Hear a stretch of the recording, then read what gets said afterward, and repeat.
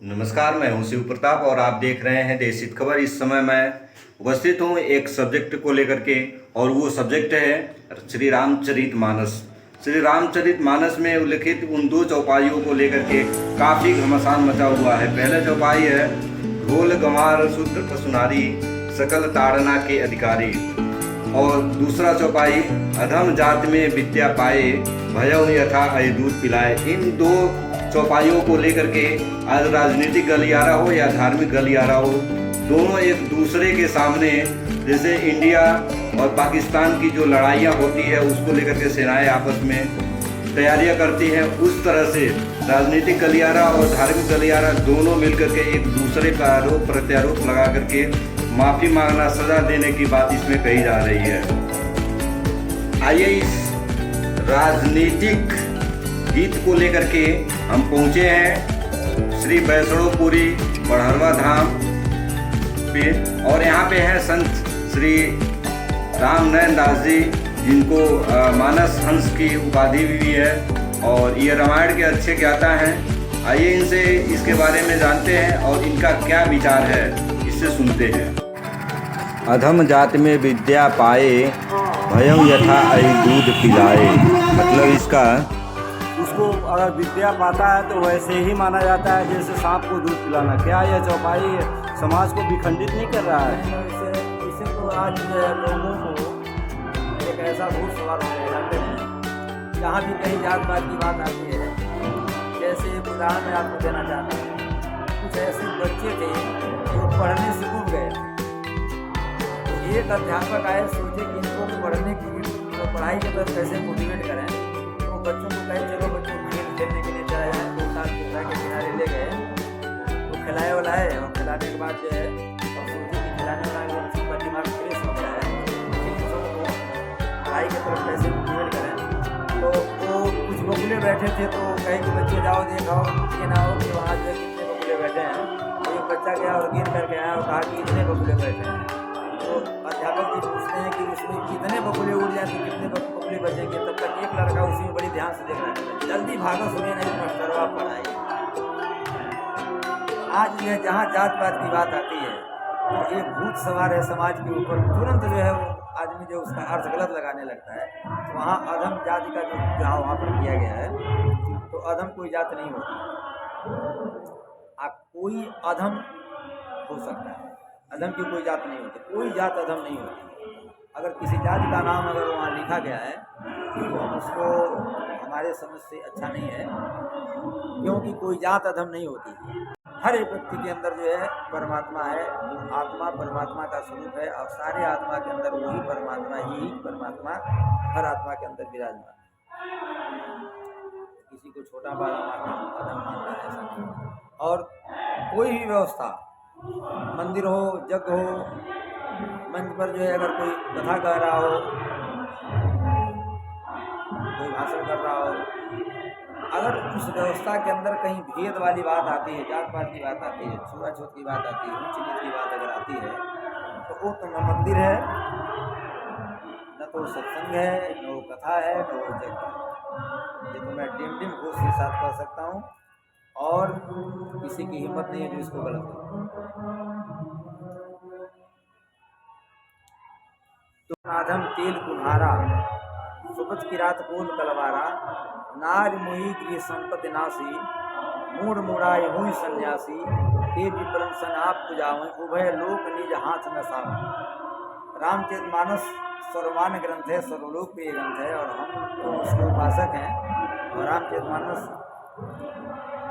हमारे हनुमान जी को बहुत प्रिय है, और हमारा बहुत प्रिय ग्रंथ है रामचरितमानस।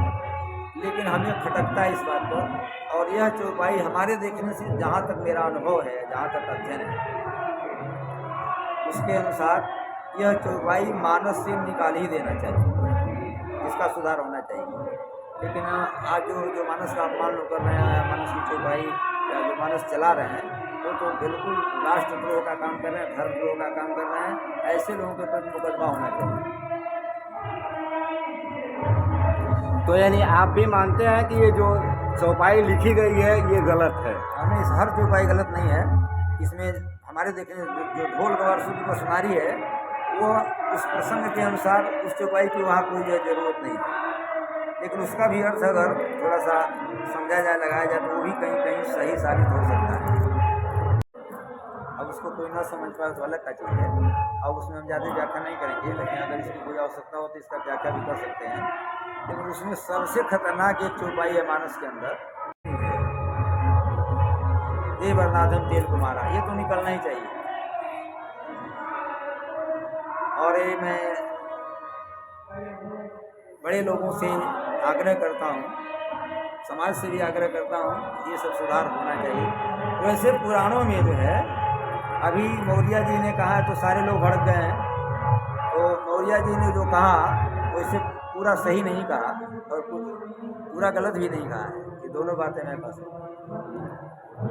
और मौर्य जी को भी थोड़ा अध्ययन करना चाहिए मानस का, ये सब होना चाहिए। लेकिन इसमें जो सुधार होना चाहिए। और हमारे संघ के जो एक सर संचालक हुआ करते थे, जो इनके पहले मोहन भागवत जी के पहले रज्जू भैया थे, उनके पहले देवराज जी थे, सुदर्शन जी थे, उनके पहले देवराज जी थे। और देवराज जी ने डिम डिम घोष के साथ कहा था कि पुराण मित्यो न साधु सर्व, पुराणों की सारी बातें संतों के लिए मान्य नहीं है, क्योंकि पुराणों में बहुत ओवर राइटिंग किया गया है। और ब्राह्मण कुलभूषण को माना था कि पुराणों में बहुत से ओवर राइटिंग है। पुराण जो वेद व्यास जी के द्वारा लिखे गए पुराण हैं, सब उनकी लिखी हुई बात नहीं है। पुराणों में बहुत ओवर राइटिंग है जो बिल्कुल सिद्धांत से गलत है, ये दयानंद सरस्वती ने माना और देवराज जी ने भी माना है कि पुराण मित्यो न साधु सर्व, इसलिए इसका परिष्कार होना चाहिए। पुराणों का भी मानस का भी इसका परिष्कार होना चाहिए, उसका परिष्कृत रूप जो है समाज को देना चाहिए, बड़े बड़े लोगों को, आचार्यों को देना चाहिए। आपके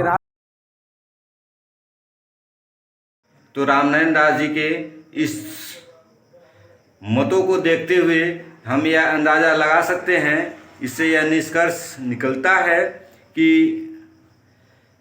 जाकी रही भावना जैसी प्रभु मूरत देखी तिन तैसी, अर्थात जिसकी मानसिकता में जो चीज़ है उस मानसिकता के अनुसार उसका अर्थ लगा रहे हैं और फिर उसके अनुसार समाज को बांट रहे हैं या समाज को शिक्षा दे रहे हैं।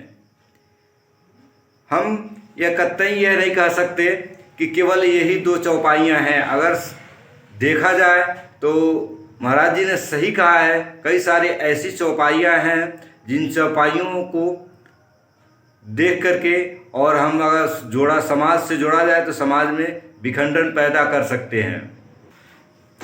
वहीं एक बुद्धिजीवी वर्ग का कहना भी सही है कि इसमें जो भी चौपाइयाँ दी गई हैं वो चौपाइयों का जो अर्थ है वो सही लगाया जाए तो कोई चौपाई गलत नहीं है। अपना अर्थ लगाने के ऊपर उसमें निर्धारित है, क्योंकि रामायण ही एक ऐसा महाकाव्य है जो हमें यह बताता है कि एक परिवार में रह करके मानव से महामानव की तरफ कैसे हम बढ़ सकते हैं, एक परिवार में रह करके एक समाज के लिए आदर्श स्थापित कर सकते हैं और पारिवारिक और सामाजिक जिम्मेदारियों को समझते हुए निभाते हुए एक अच्छा और सुंदर जीवन कैसे व्यतीत कर सकते हैं। इन्हीं सब पंक्तियों के साथ फिर चलते हैं और मिलते हैं अगले खबरों के साथ। नमस्कार।